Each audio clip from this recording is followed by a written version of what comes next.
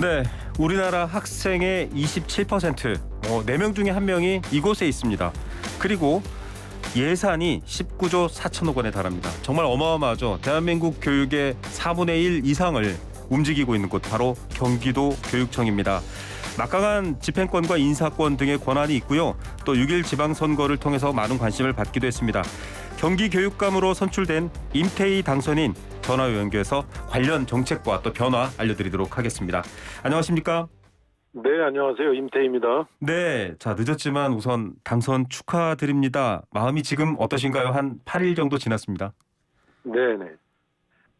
예, 선거 끝나고 뭐 여러 가지 이제 선대위도 해산하고, 네, 예, 또 인수위원회도 급히 꾸리고, 네. 왜 그러냐고 충분히 인사들도 못하고 아직 그러고 지내고 있는데요. 네, 예, 역시 이제 도민들께서 네, 이 교육 변화에 대한 바람을 그렇게 표로 지지해 주신 거기 때문에, 예, 늘 그래서 인수위 지금 구성하고 네. 어떻게 경기교육을 바꿀 건지에 대한 이 논의에 제일 많은 시간을 할애하고 집중하고 있습니다. 예, 10% 가까운 득표 차로 당선이 되셨는데 역시 도민들이 교육의 변화를 요구했다 이렇게 해석하시는 거군요. 예, 좀 그렇게 봅니다. 예. 네.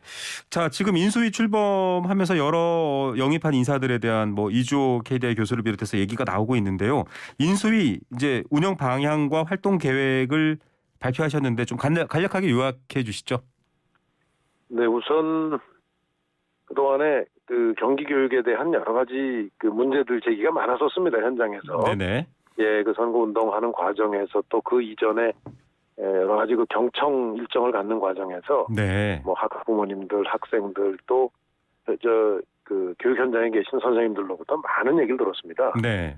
예, 한마디로 좀 바꿔야 한다, 변화가 필요하다 하는 거죠. 예. 예, 그래서 인수위에서는 가장 핵심적으로 그동안에 이 경기 교육의 여러 가지 이제 이 시행됐던 부분들에 대해서 좀 진단하고 평가하는 작업이 진행될 것입니다. 이제 그러면서 우리가 그동안에 조금 자율적이고 미래를 준비하는 부분이 부족하다고 하는 게 되게 공통적인 이제 지적사항이었죠. 네. 예, 그래서 인수위에서는 그 부분에 대해서 좀 새로운 프로그램들 만들고 또 기존 것을 어떻게 바꿔나가야 되는지에 대한 집중적인 작업을 하도록 그렇게 제가 오늘 주문을 했습니다. 예, 또 세부적인 내용은 저희가 뒤에 여쭤보겠는데요.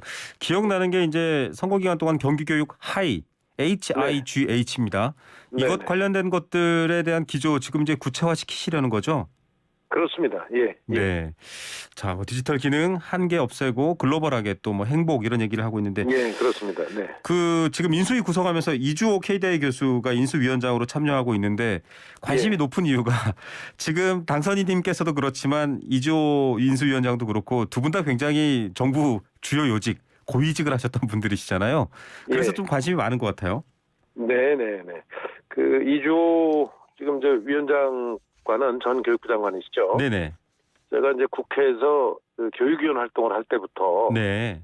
또 그 뒤에 이명박 대통령 시절에 교육부 장관을 하고 청와대 수석을 하셨죠. 네네. 예, 그때는 제가 이제 또 고용노동부 장관 또 청와대 실장을 하면서 네네. 우리 교육 문제에 대한 많은 의견을 주고받았던 그런 관계입니다. 네네. 예, 그래서 제가 아주 정중하게 부탁을 해서 기꺼이 네.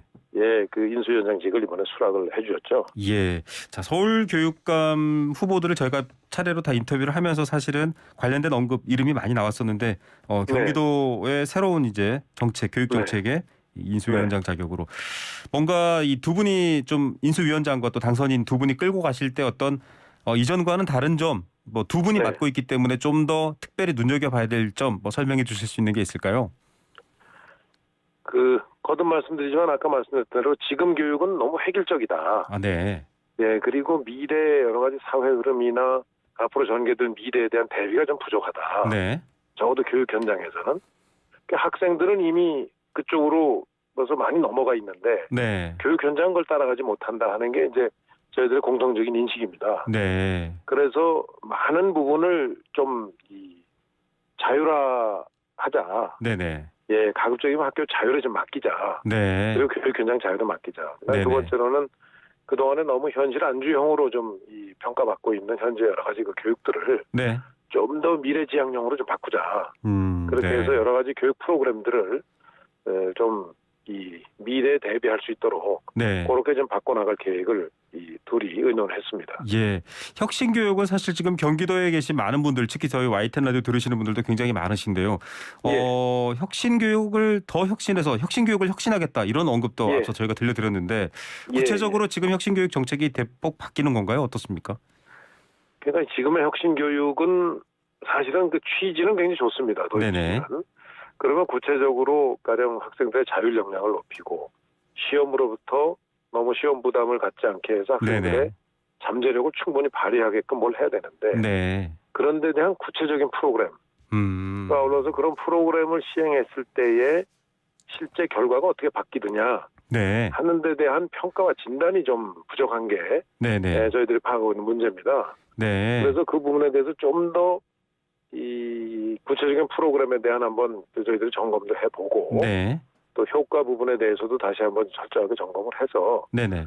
좋은 만약에 사례가 있다면은 그거는 전국이 경기도만이 아니라 전국으로도 확산을 시켜야죠. 좋은 네네. 사례가 있다면 그렇게 할 것이고 그렇지 않고 대체로 이 좀 그 효과가 만약에 분명치 않으면 뭐 전반적으로 좀 이 새롭게 네.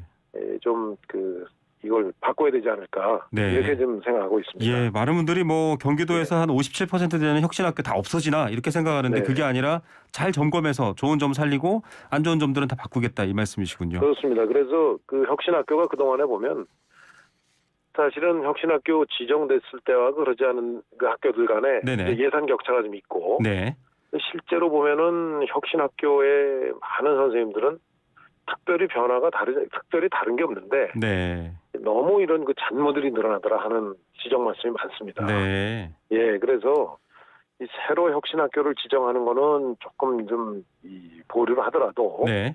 지금의 혁신학교 운영에 대한 전반적인 진단이 네. 점검과 진단이 좀 필요할 때인 것 같습니다.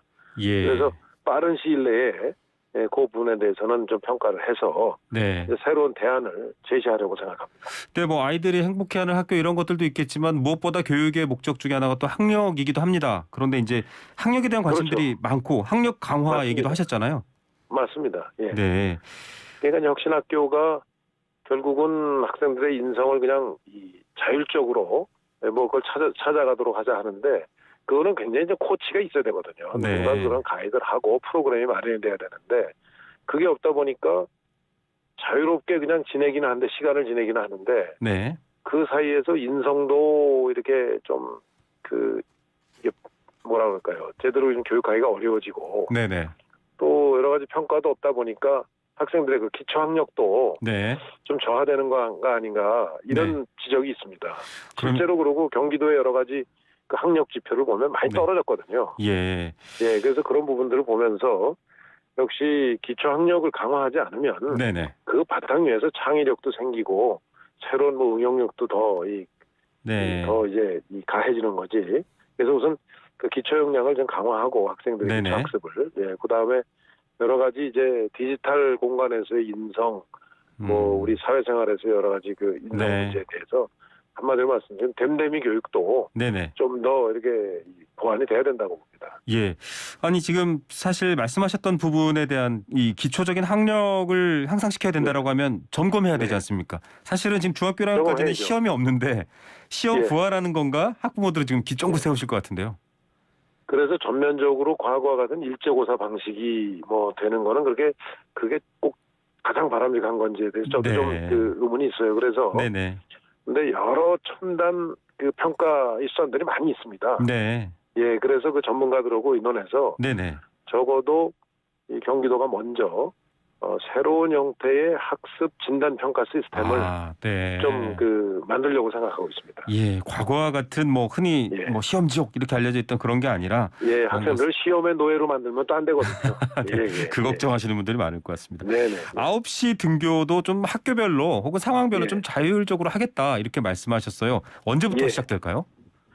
저는 그 인수위에서만 그 논의가 끝나면 2학기부터라도 네네. 그렇게 하고 싶습니다. 네. 예. 당장이라도 그래서 적용이 가능하군요. 그렇습니다. 우선 그 인접해 있는 서울만 하더라도 네. 서울은 대체로 8시부터 9시 사이에 그 학교가 선택해서 많이 하는 것 같아요. 결과적으로 네. 그렇게 되게 운영이 되는 것 같은데 경기도는 거의 9시거든요. 네. 예, 그래서 조금 자율적으로 이 학교에서 그건 좀 결정하도록 하면 뭐 대체로 저는 쉽게 적응하지 않을까 하는 생각입니다. 네. 예. 아침밥 좀 먹고 학교 옵시다. 이게 학생들의 목소리였다라는 게 사실 상대 후보의 주장이었는데 아침 네네, 식사도 네. 지금 뭐 이 급식을 할 수 있게 하겠다 이런 계획도 있으신 거죠? 저는 가령 일찍 시작하거나 아니면은 이 부모 맞벌이 하시는 학부모님들께서 네네. 아이들을 조금 학교에 일찍 맡겨놓고 출근해야 되는 사정이면 네네. 저는 학교에서 아침 식사 제공하는 게 바람직하다고 생각해 왔습니다. 예. 알겠습니다. 자유학기제 도입 관련해서도 관심들이 높습니다. 어떻게 평가하십니까? 네네. 지금 자유학기제는 중학교에 많이 도입이 좀 돼 있죠. 네네. 도입이 돼 있는데 이것은 그 초등학교 과정에서 이제 시험이 거의 없듯이 자유학기제도 실제로 자기 스스로 네. 자기가 원하는 이런 프로그램들을 만들어 나가는 건데 네. 이 부분도 뜻은 좋은데 실제로 자유학기제를 지나고 나다 보니까 거의 학생들이 자유 방치돼 있는 상태로 있다고 하는 게 네. 현장의 평가입니다. 네네. 그러다 보니까 거의 자유학기제를 지내고 나면 그렇지 않은 학생들에 비해서 학력이 떨어지고 이게 거의 그 나타나는 이 네. 결과가 이런 부정적 결과가 많이 나타나서 이 문제에 대해서도 조금 한번 정말 다른 대안은 없는지 네. 한번 점검을 해서 보완을 해야 된다고 생각합니다. 예, 스스로 주도하는 것들 또 자율성, 학생 자율성 이런 것들이 그냥 틀만 있으면 안 되고 뭔가 프로그램이라든지 보완책이 필요하다 그렇죠. 이런 말씀을 계속 그렇죠. 그리고 해주시고. 학생들이 그걸 제대로 하는지에 대해서 계속 평가하고 진단하면서 계속 학생들에게 코치를 해줘야 되거든요. 네. 예, 제대로 정말 학생들이 이 자기의 진로를 찾아가는지, 자기가 좋아하는 어떤 잠재력을 발견해 나가는 과정들 프로그램에 참여를 적극적으로 하는지. 네. 근데 지금은 그냥 프로그램 시행을 해놓고 오죽하면 자유방치제라는 별명이 붙을 정도겠습니까? 예. 좀 취지가 잘 살아나야 된다 이런 방향성에 대한 고민이 있으시고요. 그렇습니다. 0세부터 13세까지 돌봄 얘기인데 사실 그 선거 기간에 저희 상암동 이 방송국들이 모여 있는 곳에서 들어오다 보면 경기교육감 플래카드들도 막 붙어 있습니다. 돌봄 얘기가 자주 써 있었어요. 그래서 예. 아 이게 어떤 영화들 얘기인가 싶었더니 그게 아니라 0세부터 13세까지 좀 돌봄에 대한 뭐랄까요? 정책을 좀 강조하셨어요. 예. 예, 어떤 내용일까요?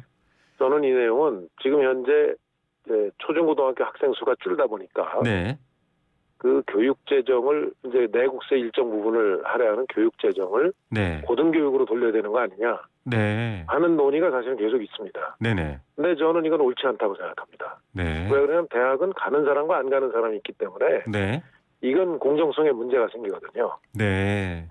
그래서 초등학교 입학하기 전에 네. 원래 과거에 이명박 대통령 시절에 이 그런 논의, 대학 반값 등록금 때문에 그 재정 문제가 있었는데 그때 네네. 초등학교 들어가기 전 과정으로 사실은 이 재원이 들어가는 게 맞다 네. 하는 그때 논의가 있어서 결국 누리 과정이 만들어진 거거든요. 네네. 지금 그렇다면 실제 교육적으로 돌봄에 교육이 없는 돌봄은 사실은 이거는 반쪽 돌봄입니다. 네네. 예, 교육이 같이 결합이 돼야 이게 제대로 된 돌봄이죠. 네. 그렇다고 보면 지금 현재 저출생 대책이나 여성들의 어떤 그 직장 생활을 조금 양립할 수 있게 일가정을 네. 한다는 차원에서 시행되고 있는 여러 가지 좀 시책들을 저희들이 좀 취합을 해서 네. 가장 학부모님들이 원하는 이런 방향으로 네. 체계를 개편해서 결국은 0세부터 초등학교 들어가기 전까지도 네. 국가가 책임지고 돌보는 방향으로 이 교육 재정을 그렇게 오히려 쓰는 쪽으로 방향을 잡는 게 맞지 않는가 하는 생각입니다. 그런데 이것은 많은 이 국회와도 그렇고 많은 네. 부처와의 중앙부처와의 협의가 필요한 사안입니다. 예. 그래서 맞습니다. 이 부분은 조금 이 논의를 관련되는 이 부서들하고 또 이 관련되는 이 국회나 또 이런 데하고 또 지방자치단체하고 네. 많이 협의가 좀 필요한 사항이라는 점을 말씀드리고 싶습니다. 네, 경기도가 사실은 부동산 문제가 생길 때마다 주택 공급의 대상지로 떠오르면서 갑자기 아파트가 생기고 신도시가 생기고 하면서 학교가 부족한 경우도 있고 또 학교에 학생이 너무 적은 경우도 있고 좀 편중되거나 많거나 이렇거든요. 이 편차가 부분이 아주 심하죠. 예, 편차 해결 어떻게 해야 됩니까?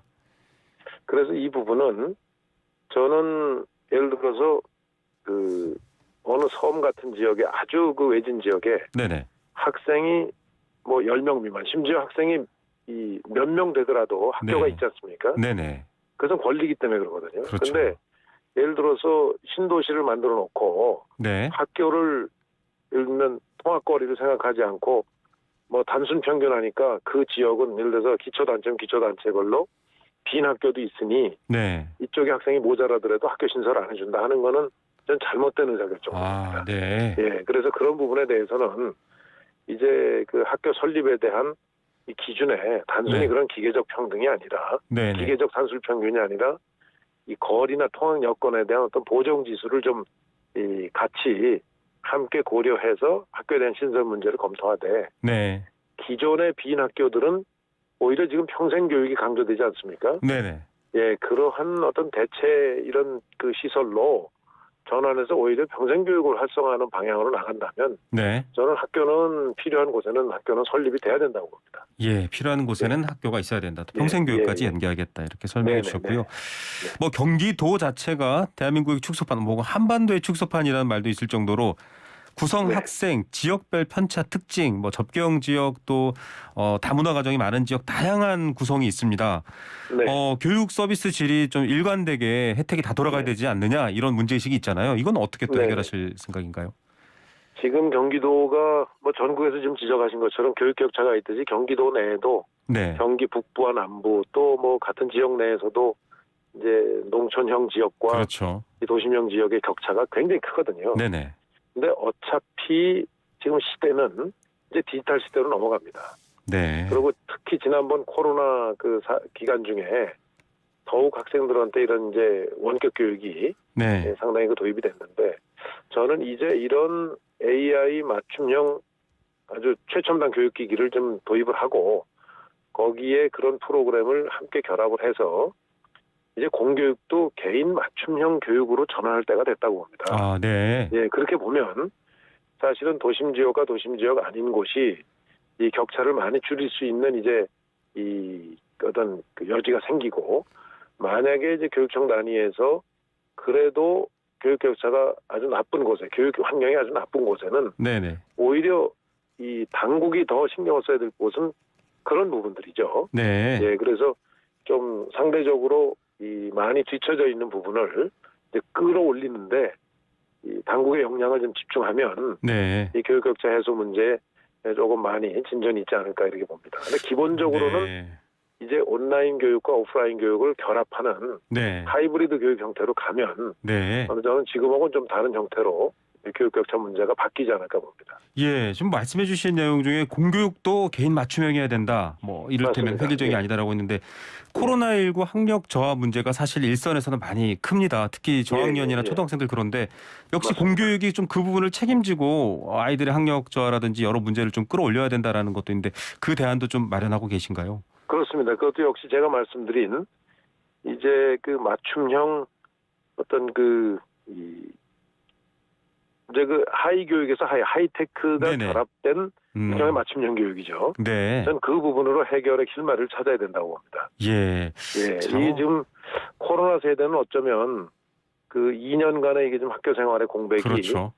영원히 아마 어쩌면 나중에도 네. 코로나 세대라는 추운 글씨가 새겨질지 모르는 불운한 네네. 세대거든요. 이거 네네. 빨리 시급하게 이 문제는 보완하도록 그렇게 대책 세우겠습니다.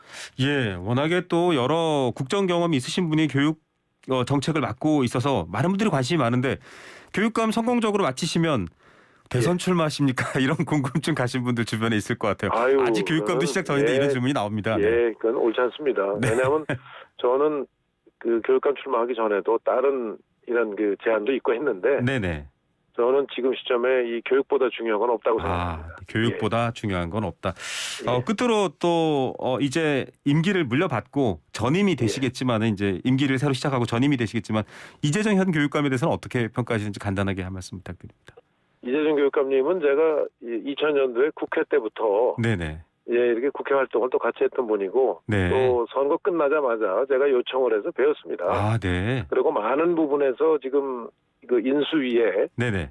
아마 전국에서 사례가 없을 텐데 네. 현직 그 제1부교육감을 네네. 정식 인수위원으로 저희가 좀 그 기존 활동을 하시게 정치하고 하자 하고 네. 양해를 구했습니다. 그건 왜냐하면 네. 현 교육감 입장에서는 굉장히 불편할 수 있거든요. 네네. 그렇게 협조를 해주실 정도로 아주 협조적으로 해주십니다. 아, 네, 알겠습니다. 네. 자, 끝으로 뭐 경기도의 인구, 뭐 학생 수 전국에서 네. 가장 많고 전국 축소판입니다만 우리 학부모들 또 학생들도 들을 수 있는데요. 끝으로 네. 도민들께 또 학생들에게 한마디 부탁드립니다. 예, 경기도는 그동안에 가장 다양한 교육이 가능함에도 불구하고 지금 그러지 못했습니다. 저는 경기도가 가지고 있는 다양한 이런 교육 수요를 다양한 대로 이 맞춤형 교육이 가능하도록 체제를 개편해서 네. 정말 경기도의 교육이 대한민국의 교육을 이끌고 갈 수 있도록 경기도가 교육 특별도가 되도록 네. 최선의 노력 다하겠습니다. 많이 좀 관심 갖고 네. 이 좋은 의견 내주시고 응원해 주시기 부탁드립니다. 예, 특별도 경기도 교육청 교육이 특별이 되도록 하는 그 과정 잘 수행되면 저희 스튜디오에 한번 나오셔서 또 설명해 주시기 부탁드립니다. 알겠습니다. 네, 감사합니다. 네, 감사합니다. 네, 임태희 경기교육감 당선인이었습니다.